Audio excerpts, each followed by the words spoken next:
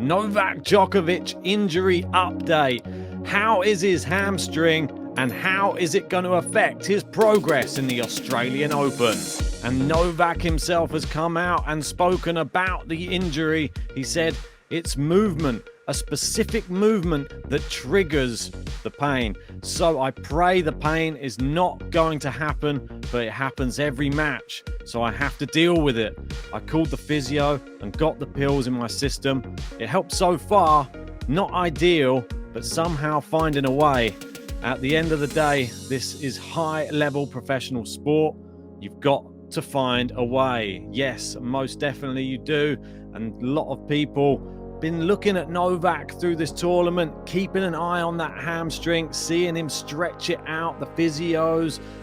I mean, can it last for the whole entire tournament? He goes on to say, I think every game made a difference, and this was against Grigor Dimitrov, but if I had to pick one, it would probably be that tiebreaker, a very close tiebreaker that ended with an incredible point.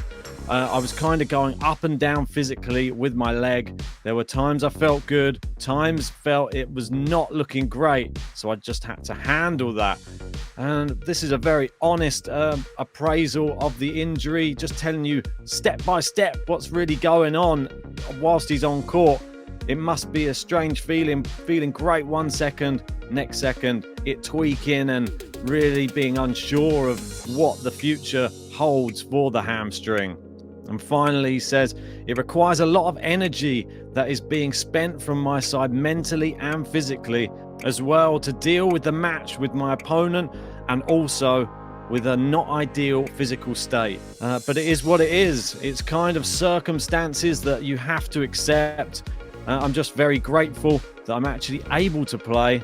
The way it looked just before the tournament started, I thought that it wouldn't be possible. I'm still here and still holding on. I don't know what awaits, but I do hope and I have faith for the best. Well, it sounds like the unknown for Novak Djokovic, but he is hoping, and there are millions of people out there that are hoping with him, trying to get him towards that 10th Australian Open title and 22nd Grand Slam to level up with Rafael Nadal. And there has been some talks around the tennis world about the injury. Some people saying, oh, is this even real? Like, is he bluffing? Is he not making too much of a meal of it? This type of thing. Well, his ex-coach has come out, Boris Becker, to address these accusations that are flying around. And the two-time Australian Open champion himself has said, I've known him for a long time and I know that he has problems. Novak can grit his teeth when it comes to important points, but he also lets it go in less important moments. Sometimes you think he's bluffing or can't finish the game. It's a bit of heaven and hell that also makes it difficult for the opponent. But Novak wouldn't behave like that if he had nothing. And he goes on to say, Novak is now going for the quick points. And said that starts with the serve because he's also taking more risks on the second serve. In the rallies, he tried to dominate with his forehand. It was an interesting match with ups and downs. Dimitrov had what it takes to beat Djokovic, but he was better in the decisive moments. Yes, most definitely Novak Djokovic took his moments much better than Dimitrov. Dimitrov had the set points in that first set, but Djokovic just finds a way to get these over the line. And it may have been a different match had Dimitrov taken that first set, who knows?